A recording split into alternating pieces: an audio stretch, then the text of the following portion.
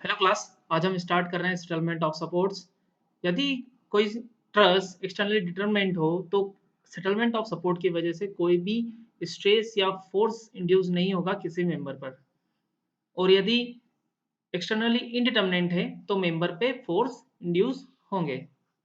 अब हम क्या कर रहे हैं कि जो भी सेटलमेंट ऑफ सपोर्ट जिस भी सपोर्ट पे दिया हुआ है तो हम जो रिडंडेंट चूज करेंगे वो उसी सपोर्ट को चूज करेंगे। ठीक है। और इसको सॉल्व करने के लिए हमारे पास मेथड्स हैं। मेथड्स है कौन-कौन सी? कास्टिग्लियानोस मेथड और मैक्सवेल मेथड। और ये उसके फार्मूलाज हैं। कास्टिग्लियानोस में हम देख चुके हैं, del u by del r equals to lambda, जहाँ लैम्ब्डा क्या है? Yielding of supports in the direction of restrain. और मैक्सवेल मेथड में जो रीस्ट्रेन या जो भी डंडेंट्स हैं तो lambda minus P L by A divide by U square L by ए।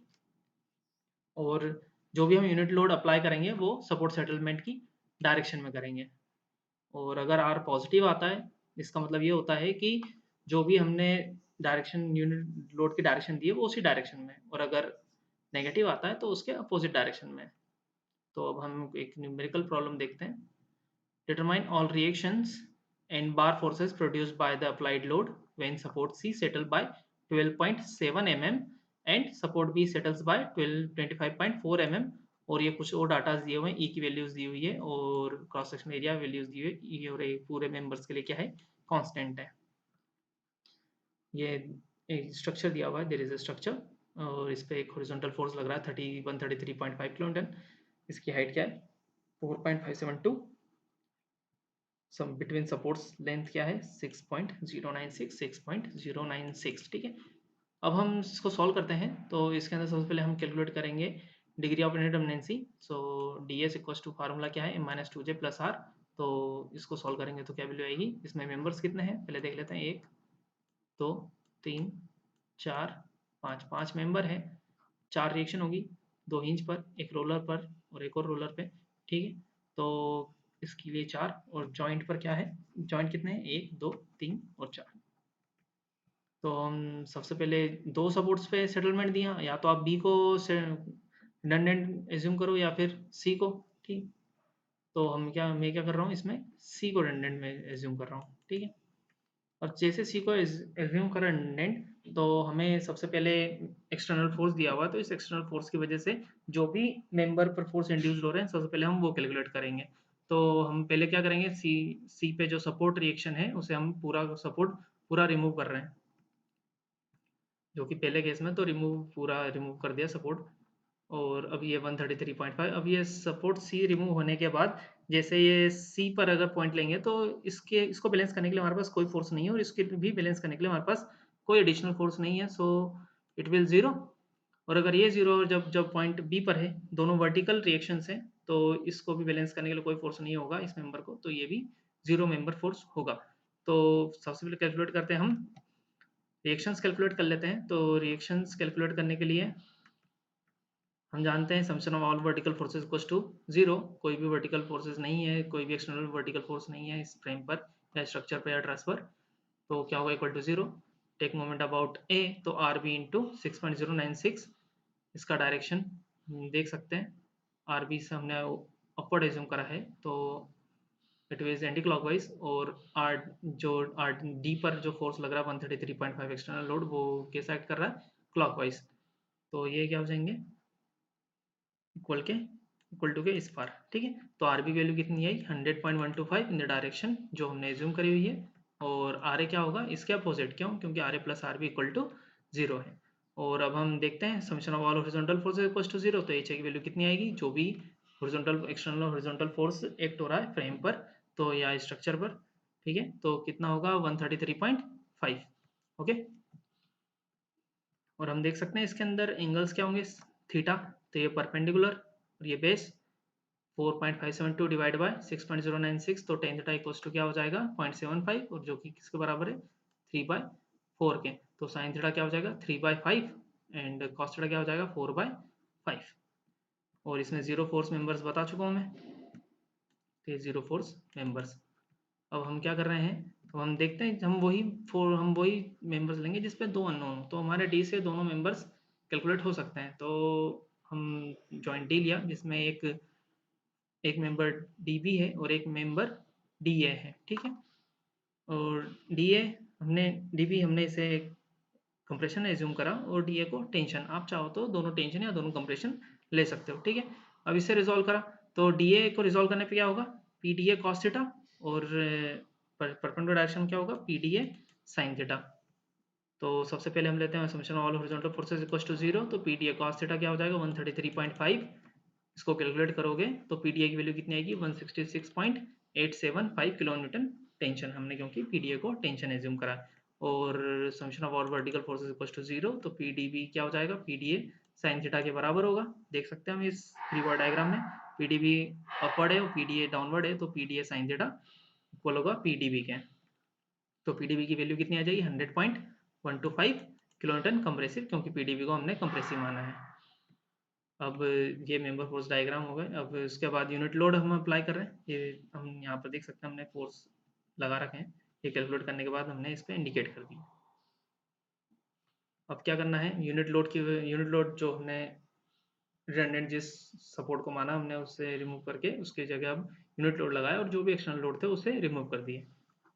तो यूनिट लोड लगाने के बाद इस पर हम फोर्स कैलकुलेट करेंगे, ठीक है। मेंबर को फोर्स कौन कौन से आ रहे हैं, तो सबसे पहले जॉइंट सी लेने के बाद हमने इसे कैलकुलेट करा। तो इससे कौन कौन से कनेक्टेड है मेंबर, सी बी और सी डी।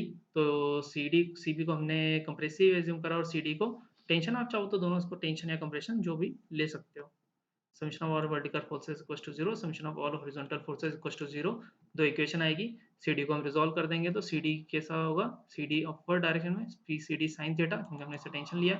और इसके लिए क्या हो जाएगा P C D cos theta, ठीक है, क्योंकि कॉस थीटा हॉरिजॉन्टल है। तो इससे सी डी और सी बी की वैल्यू आ गई। सी डी की वैल्यू आई 1.667 टेंशन और सी बी पे फोर्स वैल्यू क्या है 1.33 कंप्रेशन, ठीक। अब ये दोनों आ चुके हैं। हम जॉइंट बी पे देख सकते हैं कि ये दोनों एक दूसरे के अपोजिट रहेंगे, कोई इंक्लाइन मेंबर नहीं है, सो जितना फोर्स इस पे होगा उतना इस पे होगा, तो ये मेंबर बी ए पर भी 1.33। अब जॉइंट डी लेते हैं तो ये मेंबर हमारे पास नॉन हो गया, तो ये दो भी निकल जाएंगे। तो जॉइंट डी लिया, जॉइंट डी पर ये मेंबर हमारे पास है जो कि टेंशन आया था, तो हमने टेंशन ही इसको दिया है, ठीक है। और जैसे ही ये डी भी लिया, इसको हमने कंप्रेसिव लिया और डी ए को टेंशन लिया है। आप चाहो तो दोनों टेंशन या कंप्रेशन ले सकते हो, दोनों थीटा एंगल है। तो रिजॉल्व करा तो इस साइड आ गया P D A cos theta, इधर आया 1.667 कॉस थीटा, दोनों इक्वेट करोगे मतलब all horizontal forces equal to 0 लोगे तो cos theta cancel, P D A कितना आ जाएगा 1.667, तो 1.667।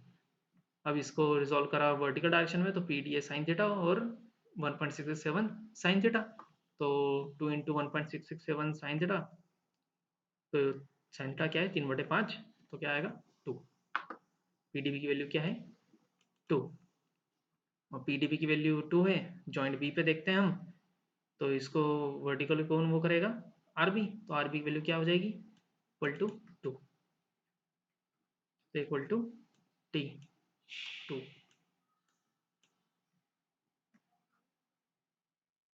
तो पी बी ए क्या हो जाएगा 1.33, आर बी 2 और आर ए की वैल्यू डाउनवर्ड 1, ठीक है। अब ये वैल्यूज कैलकुलेट करने के बाद हम देख रहे हैं एक्सटर्नल वर्चुअल वर्क। तो एक्सटर्नल वर्चुअल वर्क में क्या होगा, फोर्स इनटू डिस्प्लेसमेंट। तो फोर्स हमारा 1 यूनिट है और सी पर डिफ्लेक्शन, तो ये हो गया external virtual work.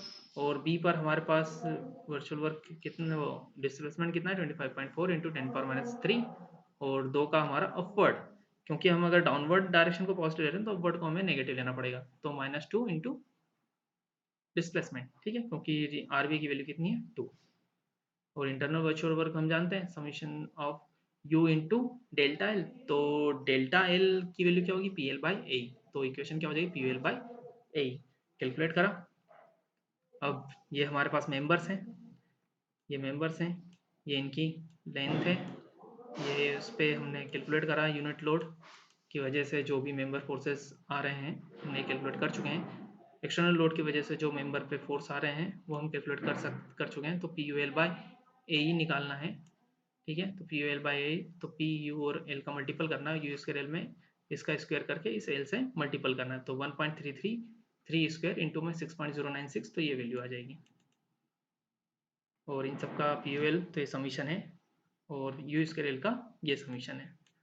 Summation values आ चुकी हैं, तो हम देखते हैं। तो इंटरनल वर्क डन क्या हो जाएगा, summation of POL by AE, इसको कैलकुलेट करेंगे तो हमारे पास क्या वैल्यू आएगी, 0.011375। अब ये आ गया। अब हम इक्वेट कर देते हैं external work done internal work done को। तो एक्सटर्नल वर्क डन हम देख चुके हैं, 1 into delta C minus 2 into 25.4 delta B पर, मतलब बी पर सेटलमेंट दे रखा है, मतलब सेटलमेंट दे रखा है, तो ये इसकी वैल्यू है। और ये डेल्टा सी पर, ठीक है, ये इंटरनल वर्चुअल वर्क है। और ये डेल्टा सी हमें यहाँ से कैलकुलेट हो जाएगा, कितना हो जाएगा, 62.175 mm। अब वैसे ही हम deflection at point C due to redundant की वजह से जो डिफ्लेक्शन होगा, तो redundant R into U square L by A, तो इसको कैलकुलेट करेंगे। तो यू स्क्वायर एल हमारे पास है 82.302, और ए ये रहा। इसके ऊपर डेल्टा सी पर डिफ्लेक्शन हम देख चुके हैं, तो डिफ्लेक्शन ये वर्चुअल वर्क की वजह से। और ये टोटल किसके बराबर होगा, जो सेटलमेंट उस पॉइंट पर है। तो टोटल किसके इक्वल है, 12.7 × 10⁻³ जब इसको कैलकुलेट करोगे तो आर की वैल्यू कितनी आ जाएगी, 160.44 नेगेटिव। नेगेटिव का मतलब ये है कि आपने जो फोर्स डायरेक्शन दी है वो उसके अपोजिट है, ठीक है, तो ये अपोजिट।